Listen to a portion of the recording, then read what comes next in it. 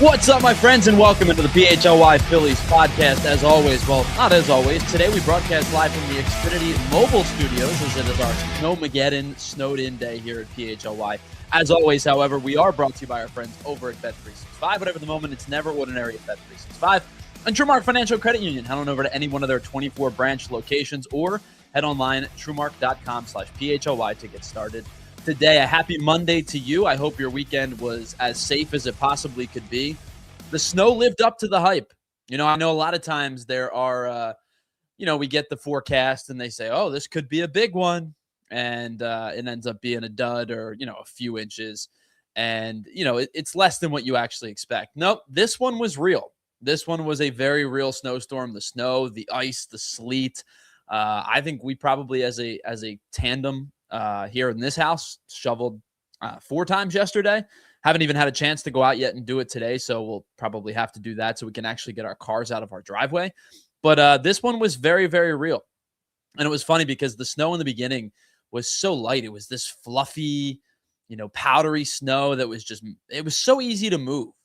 And then as the day got on and the weather got colder and the night came in and then the ice started to form, that last time I was out there, it was just an entirely different animal. It was just like shoveling ice and sleet, and it got so heavy. So I hope you were able to do it safely, and you have some time to rest up now. So luckily, our higher ups here at PHLY decided that we were going to have a snow day, and we're able to all work from home. And I hope you were able to as well. I think we probably ended up getting somewhere in the 8 to 10 inch range, somewhere in that spot. My room is inspired by the Phillies free agent prospects baseball savant page. What, Barron? Empty? What's that meme from? Blue. Blue? Yeah. Yeah. Oh, very. So it was funny. And Ethan Hartley producing today's show. You just heard his voice. Of course, I'm Tyler Zulli. Thanks for being a part of the show. It was funny when we were painting rooms. My wife actually came to me with this color. And for those that don't know, I am a Father Judge alum. And this is very similar to Judge colors. And she said, hey, I really like this color. And I was like, sold. I didn't even have to have we didn't have to have any kind of back and forth. It was just immediately sold because it does kind of have Judge colors to it. So this is the room that we're dedicating as the office for now. We'll see how that goes as our family grows. But we are home today here on the PHLY Phillies podcast. Ethan Hartley, Tyler Zulli, and you guys hanging out in the chat. Broad Street Bully says Columbus got it 15-18. 12 plus in Ohio. That's brutal. So I hope you all were able to do things safely and have some time to relax today. We have a jam-packed show for you today, as always, on the PHLY Phillies podcast.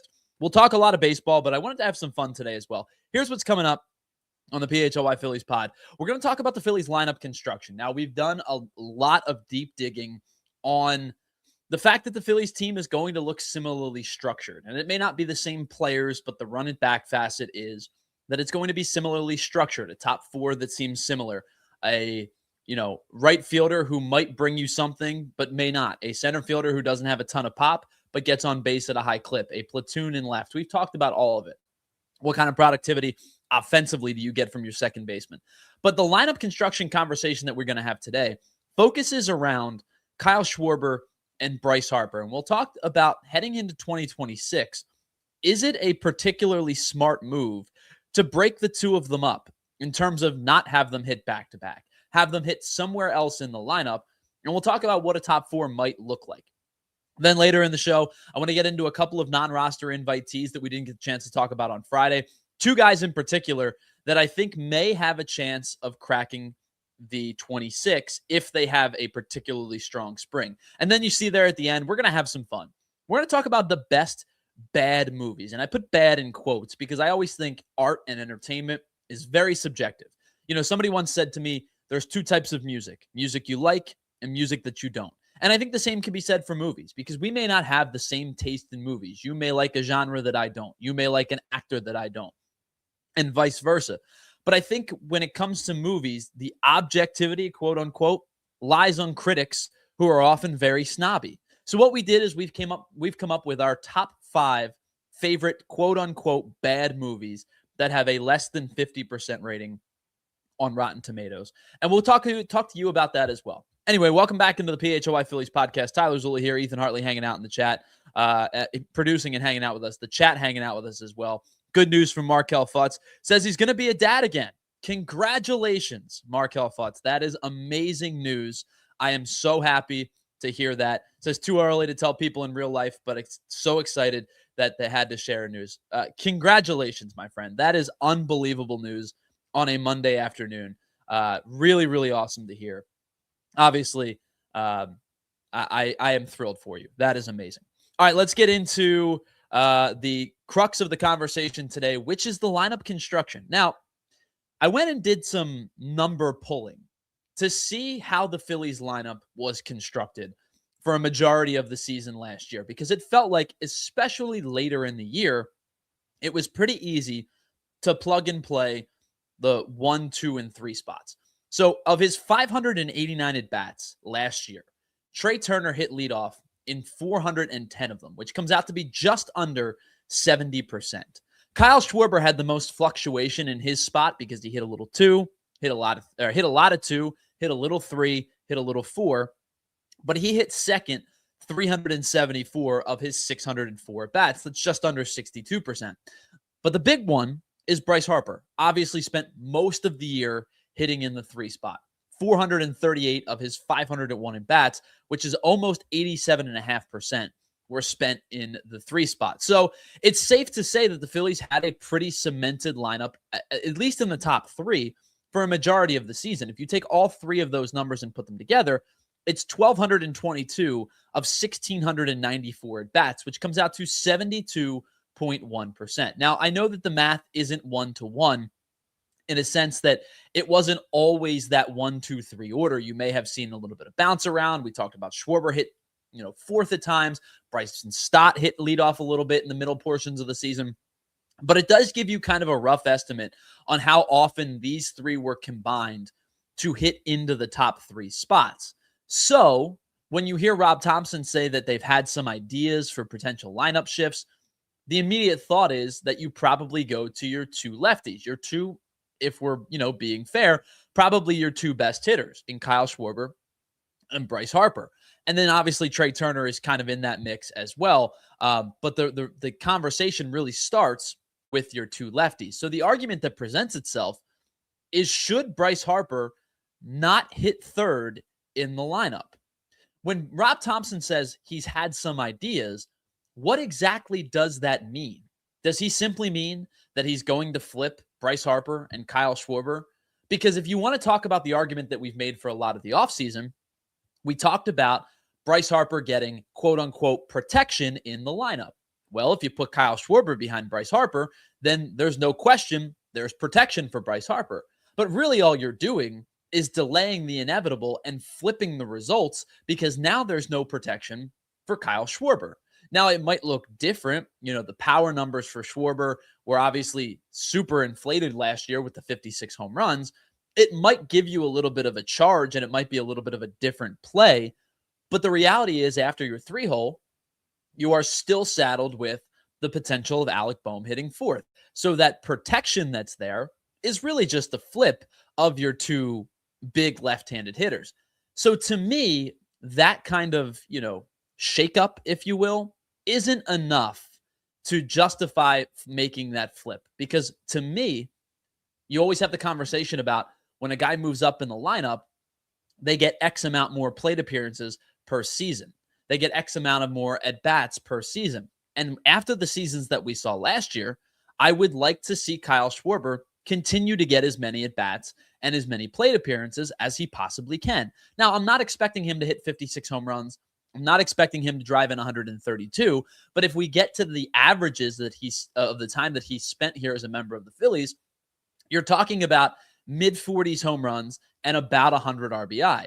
And some of those years were spent as the leadoff hitter. So you could balance the 2 and find a spot in the middle and be in that 100 to 110 range. So I would like to provide Kyle Schwarber with as many opportunities to continue to drive runs in as possible. So with all of that, flipping the 2 of those two guys doesn't do enough for me. So I've come up with 2 scenarios that I feel like I'm left with, because other than that, a simple flip feels like a moot point. So here are the two scenarios that I've come up with. Number one, the top four looks like this. Trea Turner remains as your leadoff hitter, bats first and plays short. Your DH, Kyle Schwarber, bats second. I would then, instead of flipping Schwarber and Harper, consider hitting Alec Bohm third and have Bryce Harper hit fourth.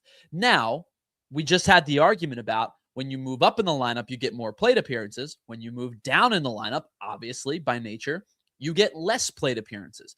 But I think if you want to talk about protecting Bryce Harper, it doesn't necessarily come from having any one player outside of the top three behind him. I think this specific roster construction allows you to flip, balance righty-lefty by going Turner, Schwarber, Bohm, and Harper. And I think the secondary portion of this is that Bohm is the type of guy who you don't want hitting fourth for obvious reasons, but it's a guy who hits for a decent average, does a good job with runners in scoring position, at least back to 2024, has gaps capability. He's not going to hit you a ton of home runs. We know this. But if you can split Schwarber and Harper, Harper's ability to drive Bohm in may actually look like inverse protection, which is kind of a weird way to go about it. But I almost would consider that being the one split that you could go with by flipping not Schwarber and Harper, but instead by flipping Harper and Bohm, because I think the flip of the two lefties does really nothing for me. Now, the second thought that we could get about this, and this one I think requires a little bit more mental gymnastics to make it happen. Alec Bohm is still going to hit fourth, which is not necessarily the place that you would love for him to be unless you want him to hit third in this scenario. You could conceivably go with a lineup that has Bryce Harper lead off. That's an argument that's been made for many, many years now.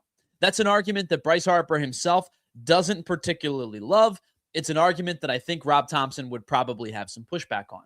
But Bryce Harper in the leadoff spot has some merit for a couple of different reasons. Now, one guy on Twitter who is an MLB analyst, he covers the league, has been the conductor of the Bryce Harper to the leadoff spot train for quite some time now, is a guy named Ryan Spader. And he put up these two tweets through late August last year. And the two reasons as to why Ryan points out that Harper hitting leadoff might not be a bad idea. This first one has to do with plate appearances per game, with 2 outs and the bases empty. And you see the two highlighted portions. The most likely spot in the lineup, according to both MLB appearances, MLB numbers, and Phillies plate appearances, the most likely spot in the lineup to come up with 2 outs and nobody on is the 3 spot, which leaves you with little room to drive in runs. Inversely, the 1 spot ranks somewhere in the middle. It's less than 3. Obviously, it's less than 6. And then you start to get into, hundredth of percentage points between 2nd and 4th and 7th. I'm not going to hit 7th or 9th, but you get my point. I think in this particular scenario, Ryan is pointing out that the spot that comes up the most frequent with nobody on and 2 out is the 3-hole spot. Then the second argument that Ryan makes has to do with appearances late in games when the game is either tied or with the ability to give your team the lead. And the leadoff spot provides that opportunity at about a 1400ths or a little less than 0.2% per game than the 3 spot does. Now, obviously you can see that it's percentage points difference between 2nd and 3rd. It's percentage points difference between 3rd and 4th. But Ryan's argument here is that if Bryce Harper comes up in the leadoff spot or hits in the leadoff spot after the first time through the lineup, the argument to be made that Harper's spot in the lineup would come on with opportunities to change the outcome of the game, especially late, is beneficial to the Phillies leading off. Now, I personally, if I had to choose between the two, would very likely go with option number 1. I think the best way for the Phillies to proceed is for Trea Turner to lead off still, Kyle Schwarber to hit 2nd, Alec Bohm to hit 3rd, and Bryce Harper to hit 4th. I think that it's not perfect, and perfect really would have only been made possible by the addition of another solid right-handed hitter in this lineup, whether it be Bo Bichette or a more power threat that never materialized. But I think that in a perfect world, you would have had another right-handed hitter in your top four that wasn't Alec Bohm. But since the very likely nature of this lineup's construction is going to feature Turner, Harper, Schwarber, and Bohm in your top four, to me, if I'm splitting up Schwarber and Harper, it's not moving Schwarber behind Harper. It's moving Harper behind Bohm. And while I don't think that Alec Bohm in a traditional sense is your perfect three-hole hitter, I do think it's a better spot for him in the lineup than in the four spot.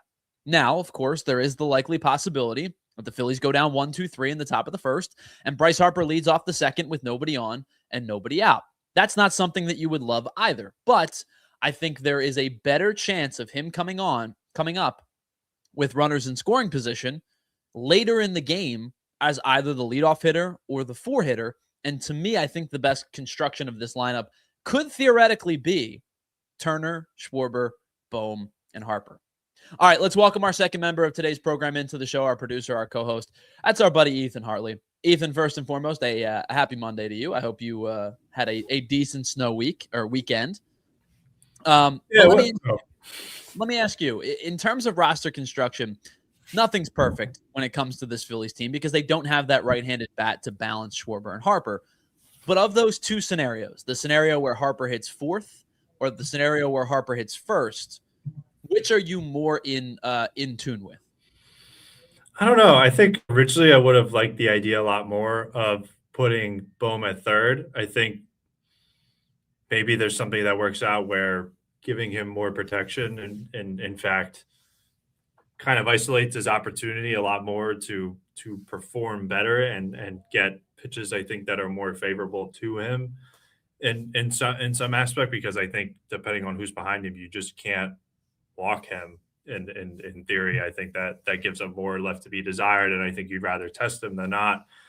But after, as you have talked about extensively through those numbers from the tweets, I'm not really opposed to that either. I think that might be even a little bit more helpful than just putting Bohm at third and just maybe rearranging the thing that's not necessarily the problem, but just trying to think outside the box to make it work, if that makes sense.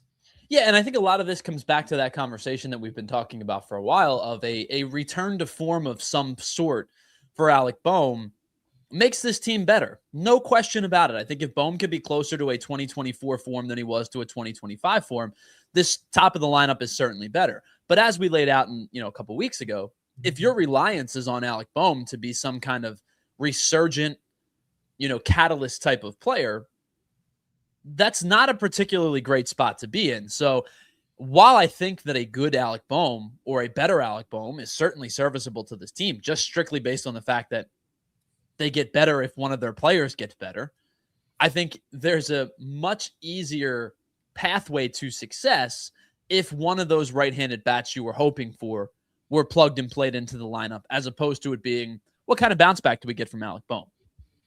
Right, and that can even extend to what kind of bounce back do you get from Adolis Garcia. I think that also makes things so much easier for figuring out this lineup if he can, again, just somehow be the answer to the original problem that, you and I are now constructing ideas of what could possibly work by pulling on all strings necessary. That might be the game changer. Again, I just hate as have had a deep dive into numbers that this is the kind of player we're now hoping for to save all the problems, and it just seems such a far stretch. If you had to estimate right this moment, where does Adolis Garcia slot into the lineup? Because my guess is probably fifth to start the year. If he has some semblance of a resurgence, which I've been pretty much on the record saying I don't expect, but if he does, that's the easiest fix. That's the slot him into the four spot and have a much better constructed lineup with Bohm hitting probably in a better spot of 5 or 6 in that range. That to me feels like the most one-to-one easiest solution. But again, you're asking for something to happen that hasn't happened in almost 3 years. Yeah, and that's the big part about it. I mean, again, we've seen change of scenery work out for so many players that that might be the case. It just might be really all that he has needed to be in front of new coaches, be around new players, just be in a new city for him. But yeah, it just gets really complicated when you think of the more realistic scenario of how exactly does this now work if he's not the answer to the problem. Sure. Yeah, and I then think you're almost just kind of the same clump of players, and you're just kind of flowing them around for whatever it is, but you're not getting a different result. And if he's not the player that you're hoping he would be, and he's more like the player that he's been over the last, season and a half, you're not anywhere further along than you were last year. Because, like, as bad as Kepler was for a majority of the first half of the season, and now obviously we know there may have been a reason as to why he had a second half resurgence. He did hit 18 home runs last year, which is not a crazy number by any means, but for a team that really was kind of devoid of talent outside of its top two hitters, 18th finished third. Yeah. And so if he hits 20, you're still finishing, third, very likely on this team. If it's 25, then you're in I think that's 5 to 7 additional home runs changes the outlook of this entirely. 100%. I mean, that is a number in this divine that we've seen that, does win more games. But again, how is he going to perform in the postseason? I think it's kind of really the next step that we are all, including myself, just so eager at a point. I think it would be great to see. It's so interesting at this point, like the resurgence of different players. I mean, like even Luzardo to this point in time, who's probably the greatest example of this, a great buy low candidate last year, coming off a lot of major injuries and wasn't performing consistently, has a huge bounce back season with the Phillies, is going to get a big payday for some team at the end of next year, wherever that comes around. But the result is still the same. And that's where I think it gets so challenging as a fan to watch this, where the same result just happens despite all the differences that are made, except really to the core. And that's where I'm not surprised in the sense, but I was a little concerned that this team didn't really, think of other options that they can switch around otherwise. Like, maybe replacing Pete Alonso with Kyle Schwarber might have been something necessary at this point in time. Like, again, the idea of run it back that we have harped on so much just almost drowns out all of the little nuanced things that we were discussing that could change for this team, because this ultimately falls on the core to really be the ones to propel this team to the next level, or really revive this team to its prior levels that it's been. I mean, how many times did you and I did a lot of the playoff postgame shows together? How many nights in a row did you put up a graphic that basically said, here's the updated top 1, 2, and 3, and they're still not hitting, other than the game 3 where, Schwarber hits the 2 home runs and they explode off of Kershaw. The other 3 games, there was very limited offense from the top 3. And we could sit here and argue about Bohm resurgence or Garcia resurgence, or can this be the year that Brandon Marsh is a full-time player and can hit lefties better? None of that matters if it's not your top 3. And your top 3 are going to hit in the regular season. Over 162, this is still a very good team. I think the argument to be made at this point is, like, what's the productivity level come postseason time? And if it's what it's been the last 2 years, then none of the rest of the stuff that we're discussing matters anyway. Yeah, it does make it a lot more challenging because again, now going back to the point that we were originally discussing on, the expectation for other players such as Adolis Garcia, even Brandon Marsh, who we haven't talked about at this point in time, I think plays a really interesting role because he has shown a great amount of fluctuation, and he could be a really good hitter at the plate and just be someone who is just totally ghost, non-existent kind of player who just provides absolutely nothing. And maybe he's even somebody that we're talking about a little later down the line. And, like, can he be another major X factor, which again, relative to his production in years prior, still leaves a lot to be desired, I think, in terms of being someone who can actually really elevate this team, but is going to have that kind of expectations on his shoulders because he needs to be a major change for this team. So in total, the question becomes, can one guy break out? That's really what you're asking for, is can one guy break out or resurge? And obviously we won't know that question until the season starts, but let's take a break. On the other side, we want to get into some of the non-roster invitees that the Phillies have invited to camp, 27 players in total. We'll talk to you about a couple that may have a chance to make the team. On the other side, we'll do that. Also, want to talk about in a sport and in a sporting landscape where loyalty has kind of gone to the wayside. One player in Major League Baseball continues to love his city that loves him back. We'll talk about more about that. And then our top 5 bad movies to wrap up the show. It's the PHLY Phillies podcast. We broadcast live from the Xfinity Mobile Studios, and we'll be right back after this. Well, you know that old saying, work smarter, not harder. It applies to everything in life, including to your home. And with a TrueMark Financial equity line of credit, you can tap into your home's equity to handle renovations or maybe some unforeseen circumstances that life could throw your way. Or maybe you want to make some upgrades on your house. And with a TrueMark Financial HELOC Select, you have the flexibility to borrow when you need and what you need on your timeline. You start with a revolving line of credit. You use only what you need, and when you're ready, you can lock in all or part of that balance at a fixed rate so you know exactly what you're going to pay. You only pay interest on what you use, and as you pay it back, that money becomes reallocated to you. You don't have to reapply, and there's no extra steps. So you learn more today at TrueMark Financial's home equity line of credit at TrueMark.com, or you can stop by any one of their 24 branch locations to get started. TrueMark Financial is federally insured by the NCUA and is an equal opportunity lender. NMLS number 404938. Once again, a TrueMark Financial HELOC Select gives you flexibility when you need it. Whatever the moment, it's never ordinary with our friends over at Bet365. You find out why 90 million users worldwide have teamed up with Bet365 because they are the live in-game betting pioneers. You can get in on constantly changing lines, and you can live stream 780,000 different events each and every year across 78 different sporting platforms. They offer awesome early payout across the NHL. If your team goes up by 3 goals at any point, your bet is going to be marked as a winner. And how about this? Right now, new users who sign up with Bet365, use that promo code on the bottom of the screen there, PHLY365, deposit $10, place a bet for just $5, and you'll get $200 back in bonus bets, whether your bet wins or loses. You can use that bonus bet money on spreads, totals, player props, futures, and a heck of a lot more. You find out why it's never ordinary with our friends over at Bet365. You must be 21 and physically located in PA. If you or someone you know has a gambling problem and wants help, please call 1-800-GAMBLER. All right, welcome back to the PHLY Phillies podcast. Tyler Zulli, Ethan Hartley, you guys all hanging out in the chat. Thanks so much for being a part of today's show. I did notice somebody put it up in the chat, so I wanted to bring it up really quickly. MLB The Show announced today that they are not going to add a new cover athlete. So here's the note from San Diego Studios. They say, first off, we at San Diego Studios want to thank you, the MLB The Show community, for your continued support and feedback. We know that you are all just as excited as we are for the release of MLB The Show 26. Well, maybe if you fix the bugs that have been problems for 2 years now. So we wanted to let everyone know that this year we have decided that we will not have a new cover athlete. Please stay tuned to all of our social channels for more information to come. What that tells me, Ethan, is that they're just going to go, it's going to be Shohei Ohtani again.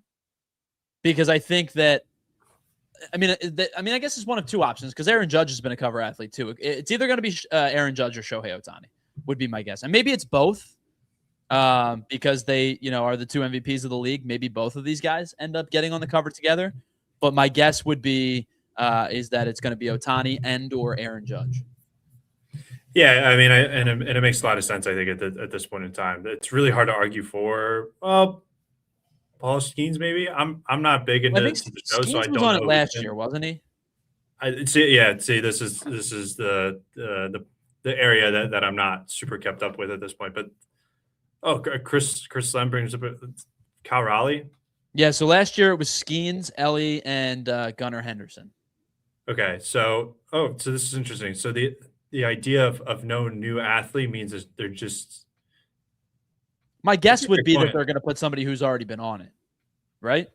Yeah, that's what it comes across as. I would have thought it would have been repeat. That's when I read that's kind of what it sounded like because I'm trying to think of other games. Like, do they repeat or do they go back to athletes from prior years? Well, I would think so. I don't see anything wrong with that. Trying to remember of the recent note. Harper obviously was on it, about a half a decade ago. Judge has been on it. Javi Baez has been on it. I highly doubt it's going to be Javi Baez. I'm trying to think of who else. Ohtani was 22. I don't have every game. I don't have every numerical game, so I'm trying to remember the ones that I do have. But I think that it's probably going to be, my guess would be Ohtani and or Judge. But what about Scooball at this point? Well, Scooball's never been on it. He should be. It would make sense. Right. That just occurred to me. Like, well, why can't it be him? It makes a lot of, like, there's a ton of players who could be first timers. Scooble, Cal Raleigh makes sense. Yoshinobu Yamamoto makes sense. Juan Soto could have been on it.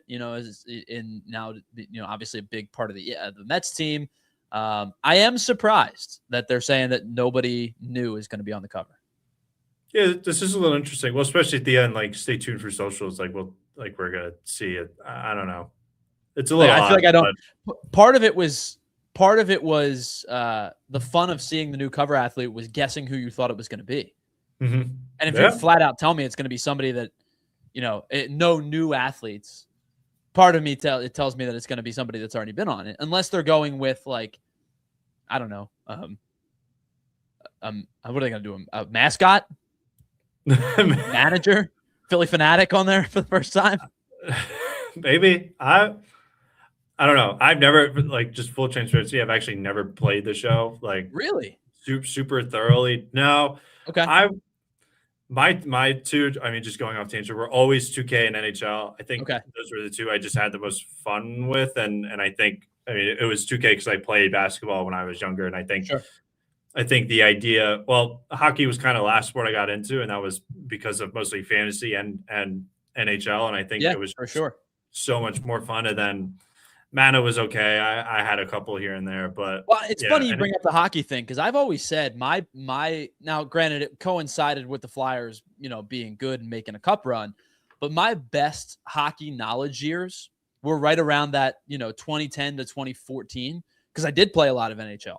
And I think that especially for somebody who, like you said, hockey was kind of, I've always told people hockey's kind of my fourth sport in terms of knowledge, but I learned a lot about rosters and players based on the video game. Yeah, it is a very helpful tool when trying to just understand and learn more. I've always even thought, and why not I just buy FIFA, and I can understand that entire realm as well, because it is so much different. And I think, especially in this industry, it doesn't hurt. Sure. All right, so let's get into our next segment here. Two players that I think have intrigued to me. Of the 27 players that were given spring training non-roster invites to camp. And I probably should say this. It's really three guys, but the first guy is just a formality for roster flexibility, because technically Justin Crawford is a non-roster invitee because he's not on the 40. And that is really strictly just for the Phillies to have as much roster flexibility until that day comes that they decide that he's going to make the team and therefore have to put him on the 40. They don't have to put him there yet, so they're not going to do it as long as they can. When they do, obviously, they'll have to DFA somebody off of the 40-man roster. If I had to take a guess, I was looking at the 40 earlier today. One of three guys are probably the candidates, two pitchers and one position player. They added Pedro Leon from the Houston Astros, claimed him off waivers this offseason. I think if there's a chance of any position player getting moved off the 40, it's probably him. But I think the reality is it's probably going to be a pitcher. And the two guys that I have kind of targeted, one is Nolan Hoffman, who made a couple of appearances last year. I could see them trying to pass him through waivers and seeing if he could return to the organization without being claimed. The other one is up to the team's discretion, because obviously if Zach McCambley is not going to make the team out of camp, then they're going to send him back to Miami as part of the Rule 5 draft, and that would just open up a roster spot anyway. So in terms of, like, formality, Justin Crawford technically is 3, but if we all believe Justin Crawford's going to make the team, which I certainly do, then it's just a matter of time before he gets added to the 40 anyway. But the two guys that I think are of intrigue, one is an outfielder, one is a pitcher. The outfielder is not a surprise. It's a guy that's been getting a lot of buzz over the Dominican Winter League. He actually ended up winning Dominican League Winter League MVP. It's Bryan De La Cruz, a veteran in his own right as a right-handed bat in the outfield. Had just 49 at-bats last year. Really didn't play much at the big league level because his numbers were not very good. There's his numbers from 2 years ago, his last full season in the big leagues. time split between the Pirates and the Marlins. Played in almost 150 games. The average 233, the OBP 271, nothing really to write home about.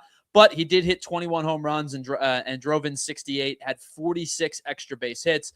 We're going to get into the good and the bad in just a moment. Bryan De La Cruz's bad is that he is not very good against breaking balls and has continually gotten worse. But you do see kind of expected reds and blues on his Baseball Savant page from 2 years ago, which we'll dive a little bit deeper into in just a second. But the barrel rates, the exit velocities, the hard hit percentages, those are the good.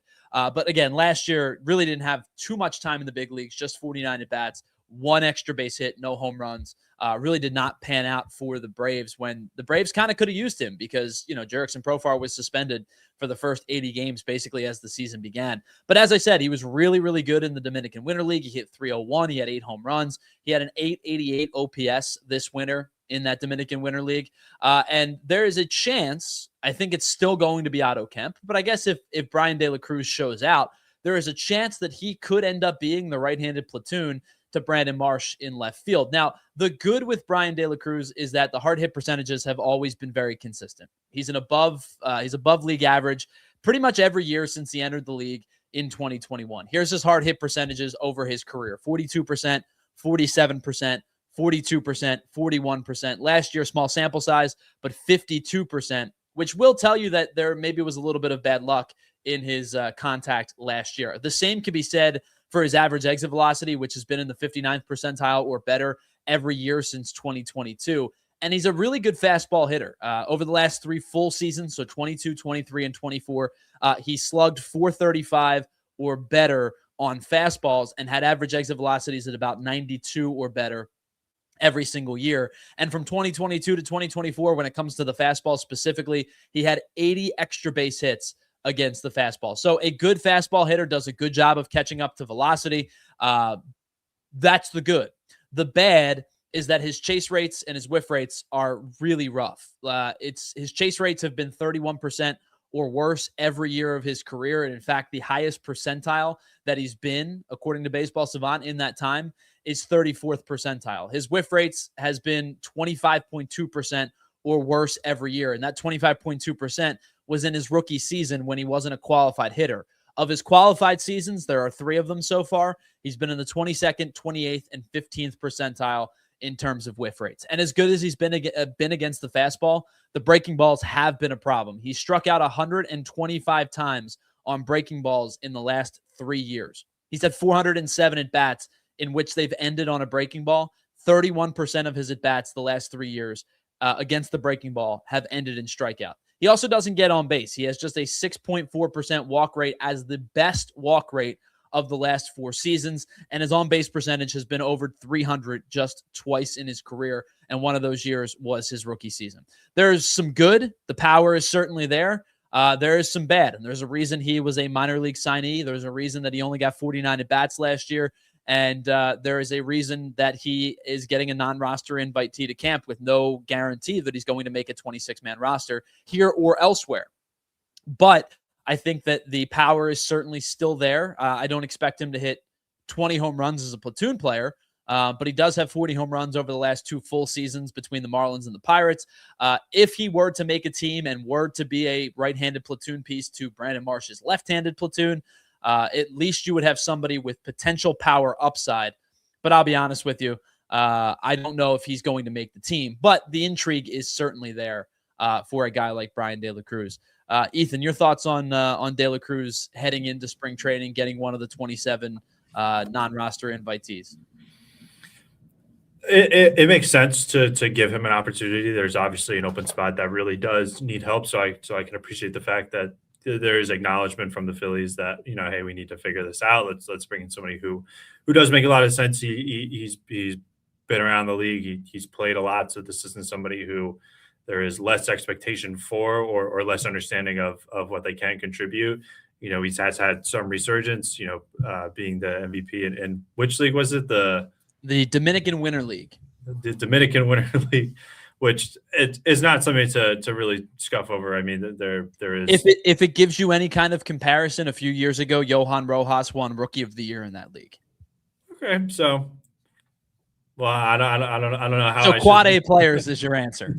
I don't know how I should think of that then, really. But I mean, he's regaining confidence. I think that's the bottom line, and I would sure that would be the first thing that he would tell you is that no matter where he's playing, is that in that he is could now continue to be on a better track, and I think it is worth seeing what he can do if that can now retranslate over to the MLB. But it's I mean it's a guy who's going to try it, and I think that's really about it at this point.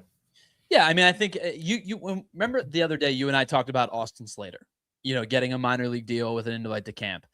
I think this guy, Bryan De La Cruz, provides you more potential than Austin Slater does, just strictly because of the pop. Strikeout numbers are bad. Obviously, the OBP is extremely discouraging. But I do think that there is a chance for him to, be a right-handed bat off of a team's bench, give you a little bit of pop, spark type of player late. I don't expect him to get a full-time role, but for a team that is still kind of trying to decide who its right-handed left field platoon is going to be, and I do believe they're going to give Otto Kemp every chance to win that job, it certainly is not a bad thing to have multiple choices. Of course, yeah. I mean, you can make those same kind of equivalencies to plenty of other sports and in other positional battles, and this is certainly one that needs some kind of filling and to increase competition for all parties. Really, I'm not opposed to it at all. Let's take a break. On the other side, I want to get into the pitcher that I'm excited to see what they have in spring camp and see if they have anything left. We will still get into our top 5 quote unquote bad movies of all time. And then again, one player in a sport that is really depreciating loyalty and value. This player is going to be a franchise staple for the rest of his life and for the rest of probably the franchise's time. It's the PHLY Phillies podcast. We broadcast live from the Xfinity mobile studios, and we'll be right back after this. All right, so you found your special someone, that person that you want to spend the rest of your life with. Now you know what the next question is. Well, before you even pop that question, you're going to have a million different questions about the perfect ring for your partner. That's where our friends at Bucci Jewelry and Design come into play, because you don't know, or maybe you don't know what the 5 C's are, how much money you're able to spend, what your budget is going to get you. It is a stressful experience. I've been there. That's why working with our friends Joe and Michelle at Bucci Jewelry and Design has been a game changer. They make the process seamless. They make you feel like family. You're not just a customer to them. You are one of one. They actually listen to you. They help you figure out what your partner is going to love, and then their team designs something completely custom right there in-house. There's no pressure. There's no pushy sales vibes. It's just good people who love what they do and do what they love. So next time you need that perfect piece, go see Joe and Michelle at Bucci's Jewelry and Design. 30 plus years in the game, voted Philly's #1 jeweler year after year. Over 1,000 5-star reviews. You can check them out at BucciJewelers.com and tell them that we here at PHLY sent you.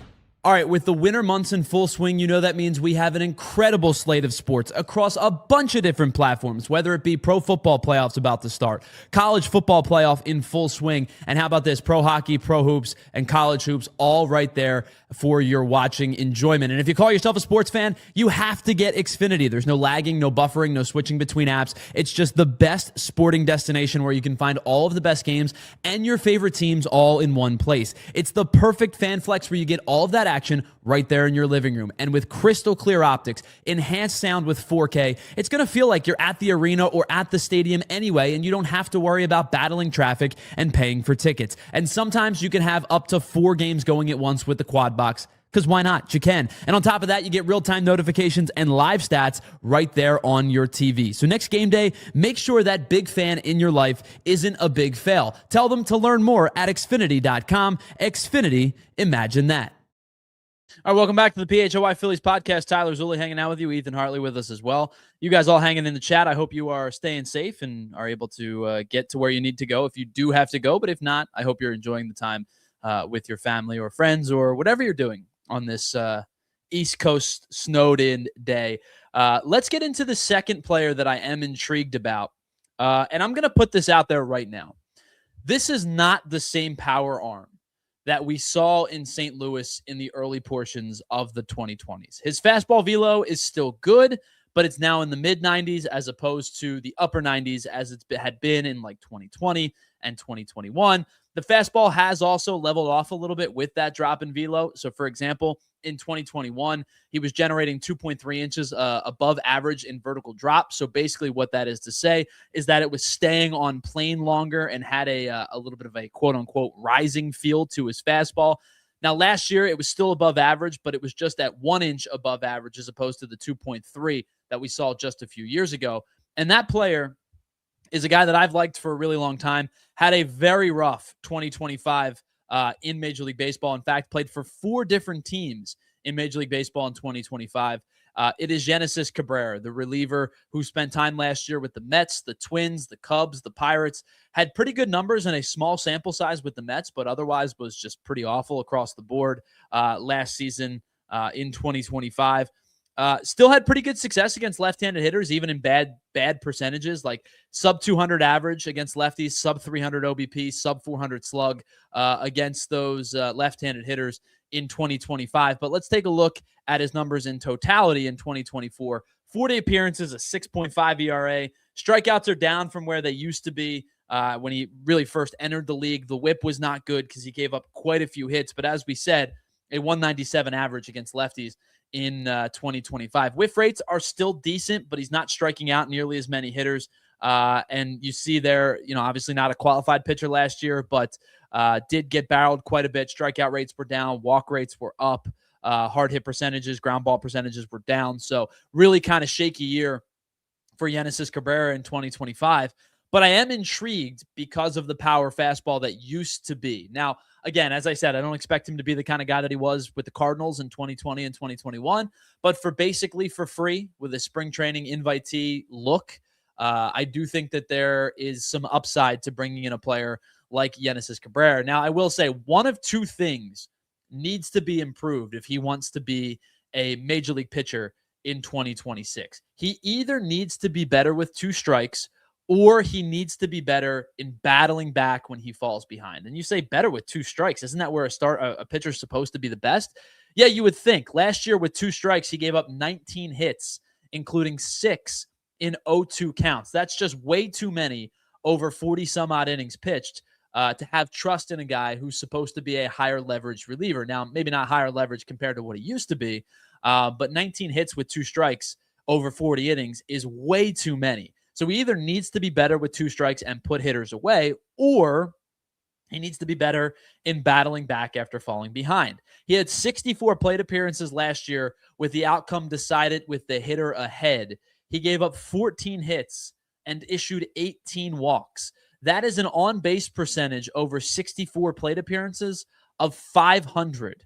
That is way too many walks and too many hits over 64 plate appearances. If that walk rate gets cut in half even, and even if the hits stay exactly where they are, if you go from 18 walks to 9 walks, let's say, just to be, conservative and say he goes and halves that, you go from 32 base runners to 23 base runners. And while it's still a high percentage, that would drop that OBP in that scenario to 359, which you could then live with.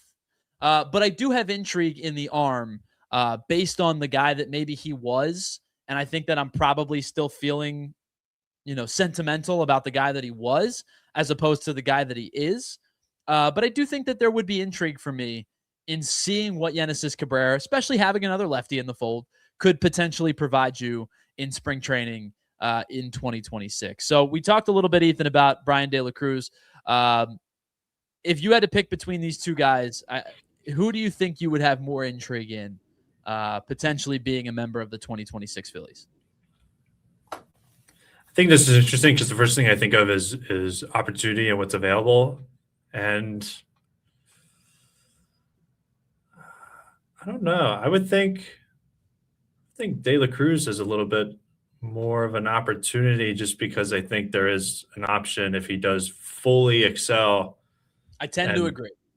And could be maybe and if it all really works out, like an everyday left fielder, that'd be the dream if possible, if the resurgence is that spectacular. Whereas to Cabrera, it's like, you're at best a front end of the bullpen guy. Yeah, maybe 4th if I had to rank all them. even Yeah, I maybe mean, lower than he would that. pretty definitively be your third lefty, Yeah. and then he's I was probably trying to math it in my he head, slots but yeah, behind, Duran, Keller, Kerkering. You're probably talking about like your seventh bullpen arm, quite frankly. maybe I would have to go through. But but again, I mean, I think that's the bottom line where it's like even in just he's not really going to have an opportunity to leapfrog anybody. I Sure. think just the way that the relief game is played and managed these days, I think even if he did really excel, and that'd be great. I mean, again, his numbers would be standalone, so wherever he pitches, it wouldn't matter. But I think just for what this team really needs more of, I would definitely say De La Cruz. I think having him excel would be much more beneficial to this team. Yeah, I would tend to agree. Yeah, I would agree with you on that regard because then you would have a power hitting, platoon piece still, but a power hitting right-handed bat that maybe you could utilize off your bench on non-start days. If you got a lefty reliever that comes into the game later in the game, you could flip him out or flip him in for Marsh or even for Crawford. I think if Crawford, you want to get somebody with a little bit more pop against the lefty, I would tend to agree. I think having a right-handed power bat is far more important between the two. Yeah, right. I'd be in a similar spot. Let's take a break. One final break here. On the other side, we're going to get into our top 5 bad movies. Still want to shout out that player who is going to spend the rest of their career in one city, and we'll do it all on the other side. It's the PHLY Phillies podcast. We broadcast live from the Xfinity Mobile Studios. We'll be right back after this. Whether your favorite team wins or not, there's always another way to win with our friends at the BetParx online casino app. You can check out incredible new casino games like Huff and More Puff and Fireblaze Sky Queen, which is a BetParx exclusive. It's just a small reason as to why it's the only app that I would ever use to play all of my favorite casino games right there in the palm of my hand. I can play blackjack, roulette, craps, slot, poker, baccarat, and so much more. And those hot online slots like Cash Eruption and 88 Fortune, or incredible slot games based on your favorite streaming shows like The Walking Dead, Squid Game, Peaky Blinders, and so much more. And how about this? Right now, new users get up to $1,000 casino bonus back if you're down in the first 24 hours. So what you're going to do, head on over to betparx.com, download the app right now, and enjoy all of the action and the excitement right there at the casino, right there from your fingertips. You must be 21 and physically located in PA, New Jersey, Maryland, or Michigan for BetParx. You love to play, you play to win, you bet, BetParx. Gambling problem, please call 1-800-GAMBLER. Do you really want one of your starting pitchers pinch hitting in a big spot? Of course you don't. It's not worth the risk, the time, or the money. You want to keep your stars focused on what they do best. And the same can be said for your business. You don't want your top people buried in operations, the tedious, time-consuming, redundant activities that not only take their time away, but also wear them down. You want to make sure your impact players stay fresh and focused on what they do best. That's where our friends at Togo come in. They're an integrated part of your team that take the work off your starter's plate so they can focus on making your company and your business move forward. Every engagement starts with free process mapping and engineering, and there is not a dime billed to you until the real work begins. And with each Togo program, they include a dedicated staff, custom automation, and a US-based process engineer team who act as your quarterback while you stay in control. At Togo, they turn your playbook into performance. You call the shots, they execute your way, and they advise along the journey. Visit harnesstogo.com to scale smarter, work faster, and stay focused on winning. All right, welcome back to the PHLY Phillies podcast. One final segment here for us on this Monday afternoon. Before we get into our top 5 bad movies, I want to send a shout out to Jose Ramirez, who apparently is fully content with his time in Cleveland. And I give him a lot of credit for being in that mindset because, as I said, obviously, I always tell people this is a business and it's a finite business. Now, granted, the money is relative compared to what, you and I make on a yearly basis. Players make 100 times, 100-fold what we make in a regular, year or whatever that may be. That notwithstanding, Jose Ramirez absolutely would have been the type of player to go and get a 10-year, $400 million type of contract from a team that was not the Cleveland Guardians. But as Jose Ramirez has said in podcasts before, he said on interviews before, the money would have been great, but he's happy with where he is. The city of Cleveland has always been good to him. His daughters were born there and raised there. He loves the fans. He loves being there. And I got to give the guy a lot of credit, because he just signed a 7-year, $175 million extension, which of course will, pay him through the 2032 season, which basically means he's going to spend the rest of his career there. He will be almost 40 when he becomes a free agent. He also has some deferred money from 2036 to 2042. So he'll make a nice $10 million, presumably after his career is over per season in his ages 43 to 49. He also, of course, has a full no trade clause because of the fact that he is a vested veteran in the 10-5 rights. But Jose Ramirez is the type of guy that any team would want. It's, including some of the best teams in baseball, the Dodgers, the Astros, the Phillies, the Mets, teams that are willing to spend money. And, I will say I give Jose Ramirez a lot of credit for being a guy that said, hey, I'm happy in Cleveland. I like where I'm at. They're paying me well enough, and I enjoy my time here. So credit to Jose Ramirez for being, a franchise guy. Because when all is said and done and Jose Ramirez's career is over, there is a very good chance he is the career Cleveland Guardians WAR leader ever. I believe Nap Lajoie right now is that leader, and Ramirez is something like 18 off. So even if he produces like 3 WAR for the next 8 seasons, he's going to pretty much shatter that. I don't know if he's going to be a 3 forever, but this is the type of guy who I think is committed to an organization. And when you put Jose Ramirez in your lineup, you're basically getting 30-plus home runs. You're basically getting 100-plus RBIs, going to hit somewhere in the 280 to 290 range, mid-300 OBP, 500 slug, well over 800 OPS. And I was looking at his MVP votes because obviously he's never won an MVP, but he's always in consideration. Here is his MVP finishes over the last 9 seasons: 2017 third, 2018 third, 2020 second, 2021 sixth, 2022 fourth, 2024 fifth, 2025 third. And while he never won an MVP, and probably there's a part of it because the Guardians aren't as good as some of the other teams, and of course Shohei Ohtani and Aaron Judge have gotten in his way, I mean, that's a stalwart in the middle of your lineup. It's a guy who's going to play 150-plus games every single year. Over the last 5 seasons has never been worse than a 4.9 WAR. And I said 3 kind of conservatively. He might be a 4 for the next 6 years, and he shatters it very easily. But I do want to give a little bit of a shout out to Jose Ramirez, who is long going to be remembered as a Guardians legend. He'll have a statue outside. His number's going to be retired. He'll probably get a street within the ballpark named after him, Jose Ramirez Way of some kind. He's going to go to the Hall of Fame when his career is said and done. Just one of the most steadily consistent players of this generation. And I give him a little bit of credit for wanting to stick it out in Cleveland. I think that's really cool. All right, let's get into our top 5 bad movies. Because when you're snowed in like we are, you tend to stream things, you binge watch things. You do it because really you don't have a whole lot to do. And so I put out this question on our Discord, and I got quite a bit of responses. And I also want to know from you in the chat, what are your favorite quote unquote bad movies? Now, the only caveat to this is that if you go to Rotten Tomatoes and you go to the critic score, which again, critics can be snobby at times, no question. You go to the critic score, it has to be less than a 50% on Rotten Tomatoes. That is the only caveat to this ruling. Drop your response in the chat. I want to give you some of the answers that we got on our Discord page so far. Some of the movies I've seen, some I have not, and I'm looking forward to seeing them. TK12 says Rad. It got a 42% by critics. I've not seen Rad, but I did look up the replies. Rad has a 42% by critics and a 90% by fans, which means us everyday regular people, people that watch movies, not because we're paid to do it.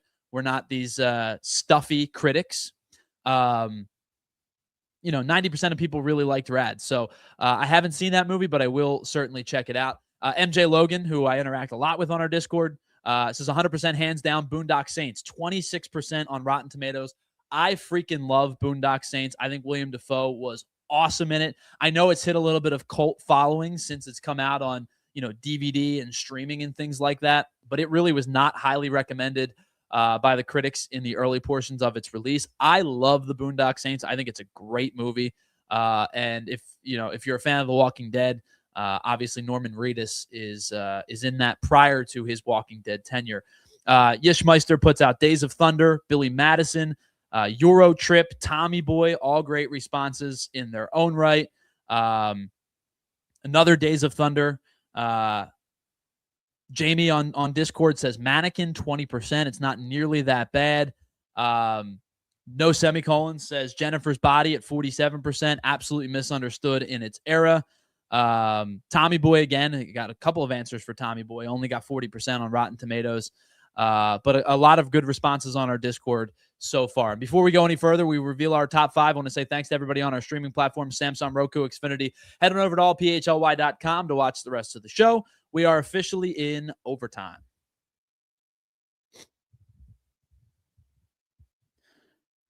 So far early in the chat, Markel Futz says the comebacks. I haven't seen that. I can't say for certainty whether it's good or not. Frank Barber, The Room. Tommy Wiseau. That's what we'll leave it at. That's how we'll go. Ethan, now we talked a lot before the show started. You know, we kind of prefaced this on Friday as something we were going to do. And it was funny.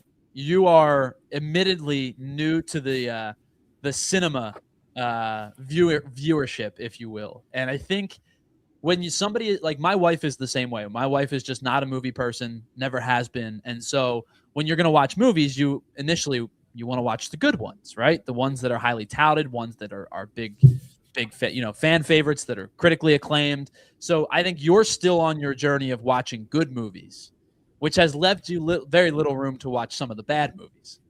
100%. Like I had my comfort stuff as a kid, and that's kind of where I first started in terms of, so like within the last year, I started keeping track of things on Letterboxd. And so that's where I first went. And I'm like, wow, the movies I've watched have been like pretty good by other people. Like I just watched Inglourious Bastards 2 days ago, for the first time ever. And it was like, like that's where I'm at in terms of, I'm just like trying to like check off all the ones that like you got to see before you die type of deal. So for me, I couldn't even get 5. I was at 2 and I'm like, okay, I'm at a point where you came up with more movies that were, like you said, comfort movies that were movies that like on a snowy day type of situation that we're in now, you would throw on, maybe shut your mind off a little bit and just enjoy. Yeah. And more in the sense that, I'm not like super critically watching into it. This is more like comfort emotionally in the sense that, I think the weather does like kind of help that vibe per se, but that was kind of my approach to it. And I did make a graphic as I'll throw it up on here. Let's see your top 5. Yeah. So again, this is just totally personal and all for their own super weird reasons in terms of like how I kind of thought through this, starting with The Social Network. I think that's kind of one where I almost just kind of realign, I guess, my motivation. Not that I align with Mark Zuckerberg in this case by any means. He's kind of a complete psycho, but I think more so in a reflection sense that I think I watched the movie and I just almost feel better about where I'm at in terms of how I go about things professionally, socially, emotionally. Superbad is just like flat out hilarious. I mean, I think anyone can agree with that. And I think that is a movie I could watch 1,000 times over and still laugh at all the same stuff and not something good to take super seriously. Same with Borat as well. And I think that's also intentionally done like super cut down and bare bones, like on purpose. And I think that plays into the whole shtick of it, which I really love. One that I loved as a kid and will still love, the original Transformers movies from the 90s. I think it's just something I'll always watch. The soundtrack, especially, is also incredible. Like it's just a lot of Linkin Park involved in that soundtrack. Yeah, like just something I can just throw on super casually. But yeah, the one from the 90s, I think just the aesthetic feel to it and just the story to it as well, I think is something. And then my favorite sports movie of all time that I think kind of really broke my case for wanting to work in sports was Moneyball. I think it's just super classic and super timeless. So those are my 5 and in its own weird right. I know you made it a much more well-versed list to the thought of it, but this was just my approach to what I think could make sense. Sense of somebody who, if you could plug in, back in the day, plug in your DVD player. Now it's just going stream. But, when we were kids growing up, it was plug in your VCR and then plug in your DVD. But it's movies that you would just throw on, a Saturday afternoon. Instead of watching cartoons, you watch this movie. Instead of Saturday after or Sunday night, instead of watching, a show on CBS or a Fox or whatever, you watch these movies. And so I think we perceive this list a little bit differently, but I think your list is a bunch of movies that I have watched many, many times over my life, and I think it's a good list. I took it as, again, the rating had to be below 50%, but it's movies that I love. And a lot of this you're going to find a lot of these movies came out right around the same time, in that mid 2000s, like early to mid 2000s, which probably is why they hold such special places in my heart, because I was in my formative years in the early 2000s. In the mid 2000s, I was getting into becoming a teenager and a little bit more understanding of the world around me. And I just enjoyed watching these movies. But my number 5 movie is probably the newest movie on the list, if I had to take a guess. This one probably came out later in the 2010s. It's Hansel and Gretel Witch Hunters. It got a 17% on Rotten Tomatoes. Jeremy Renner's in this movie. It is a terrible movie. Objectively speaking, it is a bad movie. But if you want to shut your brain off for an hour and a half and watch fun action sequences and a kind of a reimagining on the classic Hansel and Gretel, children's story. Basically, the theme of the movie is obviously Hansel and Gretel are kids in the beginning, but they're able to get out of the witch's lair and they end up going on to become professional witch hunters. It's a bad movie. Don't get me wrong. Like, this is the only movie on this list that I admit is a bad movie. Everything else is like, actually, I really like that movie. But this movie, I will admit to you, is a bad movie that I really, really enjoy watching. I've never seen it, but I kind of believe it just looking at the cover. Like, that doesn't look like anything that is It's supposed absolutely to be. absurd. Yeah, like it just seems like such a far stretch, and someone had a lot of money and said, "Hey, we're gonna make this." Like, all right, let's get to number 4 on my list. This one has one of the higher Rotten Tomatoes rankings at 30%. It's King Arthur, which is a 2.5 hour long movie that probably didn't need to be that long. But I, again, kind of in my formative years that this came out, I am a big history buff. Obviously, this is a very dramatized, fictitious story of the Knights of the Round Table and King Arthur.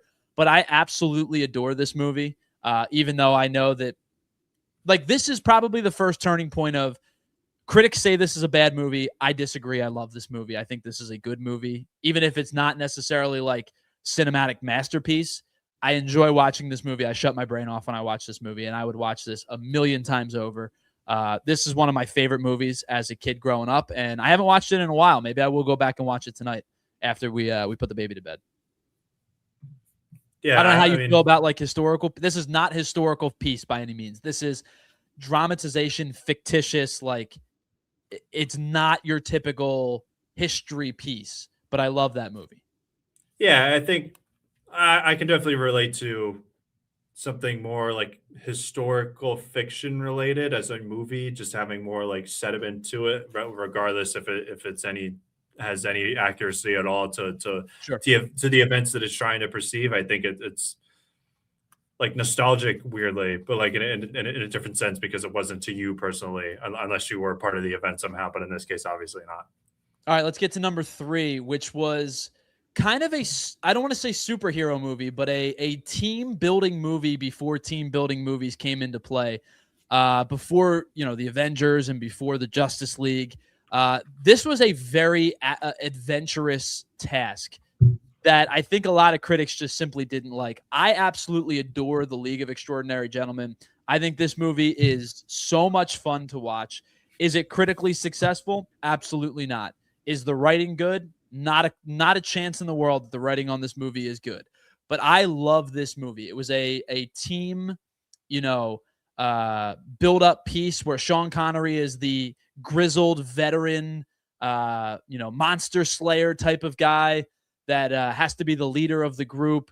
You put in there a vampire, Dorian Gray, an adult reimagining on basically on Tom Sawyer, and a whole bunch of kind of weirdness ensues. The twist in the movie is awesome, and I think that this movie is way better than a lot of people give it credit for, especially at 17% on Rotten Tomatoes. Kind of in lockstep with Hansel and Gretel a little bit, but I think this is a better movie than Hansel and Gretel. even though they both got 17%. This is quite a cover or a movie poster. I don't know, the hat covering the eyes. I don't know if I have it. I don't think I would watch it myself, but it is just I don't know why. I don't know why I just have such fixation to the shadow covering the eyes. Yeah, and it just I don't know. Something about it just seems like sinister, but not like corny, but like I just can't take it seriously. Oh, it's corny. The movie's corny. Don't get me wrong. Corny's a good word to use. But it's just one of those movies again. I think the whole crux of this is to like unplug your brain, which gets me to number 2, the only comedy on this list. You've heard me quote this movie several times. This is my favorite Will Ferrell movie by a large margin. It's Semi-Pro. Will Ferrell, Andre 3000, Woody Harrelson. I absolutely love this movie. And I know that there are probably much better Will Ferrell movies. But I quote Semi-Pro all the time. I think I find something funny and new about this, even to the point of a scene that's not necessarily supposed to be funny that I go back to all the time. Is there was one scene in particular where Andre 3000's character Coffee Black comes in late, and he's their best player by pretty wide margin, and he knocks down a 3, and they're all celebrating, and the Brooklyn Nets just go down the field or down the court and just pick up a layup, and it's like this. It's not meant to be funny, but I just always find that it to be so comical. 23% on Rotten Tomatoes. This is by far my favorite Will Ferrell movie. I love Semi-Pro, and that comes in at number 2. Have you seen this one? I have not seen this, but it's I think way more popular in terms of just the talking sense outside the film itself. I'm very surprised that it's actually this low. I did not think it was like this bad amongst. Or I don't know, maybe the discrepancy of the critic to fan score is really vast for this one. But I'm surprised to see it actually be below this threshold. Which will get me to my number 1 on the list. And I don't know if I've talked about this movie before. I don't know if it's just based on the description that I gave. But for there being several million movies ever made, the fact that Provolone John was able to not only guess that this movie was on my list, but it's my number 1. It's Van Helsing with Kate Beckinsale and Hugh Jackman. A retelling of Van Helsing going after Dracula. There's a Frankenstein involvement. This got 24% on Rotten Tomatoes. I think that is an absolute sham. I think this movie rocks. Again, very overdramatic, very over the top. The CGI in it is very crude for it being an early 2000s movie. Unbelievable pull by you, Provolone John, to go out and not only guess that it was going to be on my list, but it's my number 1 bad movie. I freaking love this movie. This was right. I don't know if this was right after or in between X-Men filmings for Hugh Jackman. But he was kind of on top of the world playing Wolverine. And, tried to do another kind of badass character and play Van Helsing. I thought it was awesome. Critics clearly did not. This is my number 1 bad movie. I love Van Helsing. I've never seen this, but just for the rave that you have for it, I might have to just see what's up to see if our alignment is fair in any way. And that's my top 5 bad movies: Hansel and Gretel, Witch Hunter, King Arthur, which I realized on the graphic I spelled wrong, The League of Extraordinary Gentlemen. My 1 comedy on this list is Semi-Pro, and the number 1 movie, my number 1 bad movie, Van Helsing, starring Hugh Jackman and Kate Beckinsale. And that's all the time we're going to have for the PHLY Phillies podcast today. Big thanks to everybody hanging out in the chat. Really appreciate y'all being a part of today's show. We'll be back at it on Wednesday afternoon for the next installment of the PHLY Phillies podcast at noon. Until that time, stick around here on PHLY Snowed In Day all day. The PHLY Eagles show will begin at 2 o'clock. Reminder, the Sixers had their game bumped up by the Hornets. They moved the game up to 3, so the PHLY Sixers crew will be live for their pregame show at 2:30 today. And then, of course, 10 minutes after the final whistle, they will be live with their postgame show. And then at 6:30 tonight, the Flyers pregame show, and they will be live after the final horn 10 minutes or so after that. Again, we'll be back on Wednesday afternoon for our next installment of the PHLY Phillies podcast. Big thanks to everybody hanging out in the chat. And, of course, a big thank you to Ethan Hartley for producing and co-hosting today. I'm Tyler Zulli saying until Wednesday afternoon at noon, we'll talk to you next time on the PHLY Phillies podcast. See ya. We all silly like the mayor.